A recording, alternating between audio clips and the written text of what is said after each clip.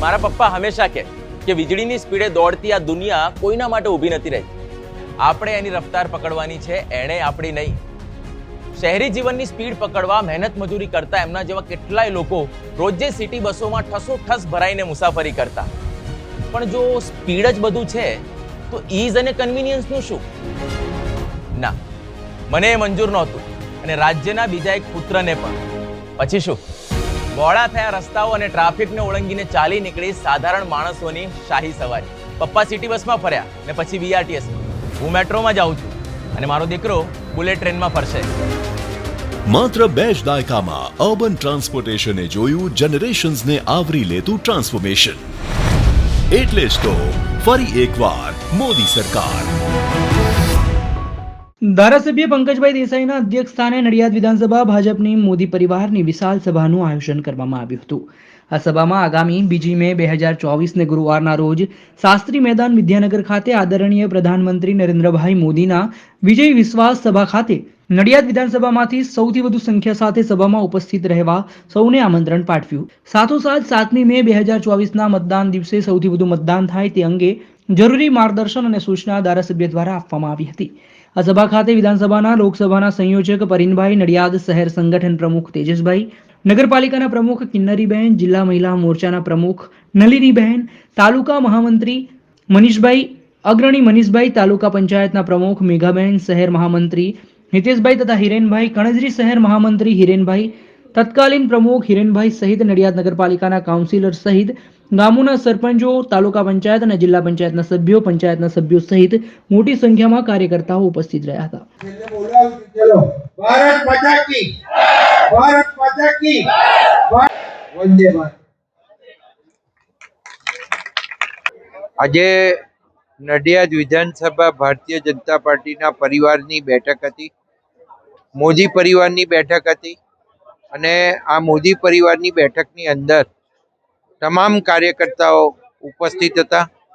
એમાં સરપંચથી માંડી, પંચાયતના સભ્યોથી માંડી અને ગામડાના કાર્યકર મિત્રો, નડિયાદ શહેરના સૌ કાઉન્સિલર મિત્રો અને એમની જોડે દરેક કાઉન્સિલર જોડે 20 કાર્યકર્તા અહીંયા ઉપસ્થિત રહ્યા હતા. અને આ મીટિંગની અંદર અમે 7મી તારીખ સુધીનું જે આયોજન છે એની અહીં ચર્ચા કરી છે. મતદારોને પૂરું મતદાન થાય આપણું વિધાનસભાનું, અને એક મતદાર ઘરેથી નીકળી અને વોટ કરે અને મોદી સાહેબને વોટ આપે, કમળને મત આપે, બીજેપીને મત આપે, દેવસિંહને મત આપે. એના માટેની અહીંયા આખી પ્રક્રિયા સમજાઈ અને એની અંદર જે અમે કાર્યકર્તા થકી મતદાન કરાવવાના છે એની આખી સ્ટ્રેટેજી એમને કહી. કોઈ પણ જાતના વાદ વિવાદમાં પડ્યા વગર પ્રજા ભારતીય જનતા પાર્ટીને મત આપે એના માટેની અમે અપીલ કરી. અને જે વાજપેયી સાહેબ વખતે, વડાપ્રધાન શ્રી વાજપેયી સાહેબ વખતે ફીલ ગુડ કરી અને જે મતદાન ઓછું થયું એના કારણે જે મુશ્કેલી અનુભવવી પડી એનું પુનરાવર્તન ના થાય, થવાનું નથી, છતાંય પણ ના થાય એના માટે અમે સતેજ રહી અને તમામ કાર્યકર્તાઓ ઘેરથી મતદારોને શોધી અને મતદાન કરાવવા માટેનો આ એક નિર્ણય અહીંયા કર્યો છે.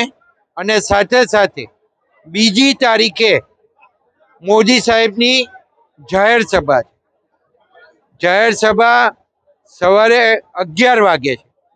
9 વાગે અહીંયાથી કાર્યક્રમ માટે વિદ્યાનગર શાસ્ત્રી મેદાન ખાતે નીકળવાનું છે અને 9 વાગે આ તમામ બસો અથવા તો અમારા વ્હીકલ ગોઠવાઈ ગયા હશે અને એ તમામ વ્હીકલો નીકળી અને લગભગ અમે 5000 ઉપર સંખ્યા ફક્ત નડિયાદ વિધાનસભામાંથી જાય એવું આખું આયોજન કર્યું છે. અને એ આયોજન અમે સક્સેસ થાય એના માટે પણ અહીંયા કાર્યકર્તાઓ જોડે ચર્ચા કરી છે. અને ચર્ચાના અંતે જે કંઈ વચ્ચે 3 દિવસનો સમય મળ્યો છે એની અંદર યાદી બનાવીને બસમાં બેસાડવાના 50 જે કાર્યકર્તાઓ હશે અથવા જેને મોદી સાહેબની સભામાં આવવું હશે એને અમે લઈ જવાના છે અને પૂરતી વ્યવસ્થા એની જળવાય એની અમે બિલકુલ દરકાર રાખવાના છે.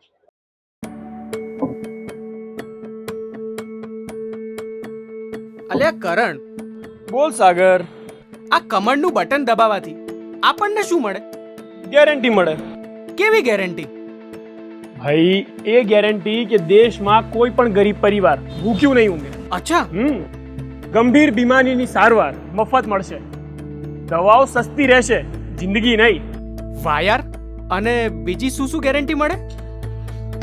ભાઈ, કાશ્મીર હોય કે કન્યાકુમારી, હા. ગુજરાત હોય કે અરુણાચલ પ્રદેશ, સૌ માટે કાયદાઓ સમાન રહેશે અને દેશની લોકસભા અને વિધાનસભાઓમાં આપણી મહિલાઓ પુરુષો સાથે ખભેથી ખભો મિલાવીને ઊભી રહેશે. ક્યા બાત હે યાર. ભાઈ, આ તો કઈ જ નથી. ડ્રોન્સ જેવી એડવાન્સ ટેકનોલોજીથી આવશે એગ્રીકલ્ચર સેક્ટરમાં રિવોલ્યુશન. અને ભાઈ, મેં તો એ પણ સાંભળ્યું છે કે ખેડૂતોને જરૂરી માહિતી મળે ને એના માટે સ્પેશિયલ સેટેલાઇટ પણ લોન્ચ કરવાના છે. ખાસ તો અને આપણા જેવા યંગસ્ટરને શું મળશે? શું મળશે? ભાઈ, સ્કિલ સાથે સક્ષમ થવાની તક અને એમ્પ્લોયમેન્ટ ઓપોર્ચ્યુનિટીઝ પણ. ક્યા બાત હે યાર. ભાઈ, આ વખતના સંકલ્પ પત્રમાં દરેક સેક્ટરના વિકાસ માટે કેટલા સંકલ્પો લેવાયા છે. સુપર થી પણ ઉપર. ભાઈ, આ માત્ર સંકલ્પ નથી, આ છે મોદીની ગેરંટી. અને મોદીની ગેરંટી એટલે ગેરંટી પૂરી થવાની પણ ગેરંટી. વાહ યાર. આ વખતે જોજે થર્ડ ટર્મમાં કમળનું કમાલ. તો ભાઈ, સાથે મળીને કમળનું બટન દબાવીએ અને ફરી એકવાર મોદી સરકાર લાવીએ. કમળનું બટન દબાવો, ભાજપને જીતાડો.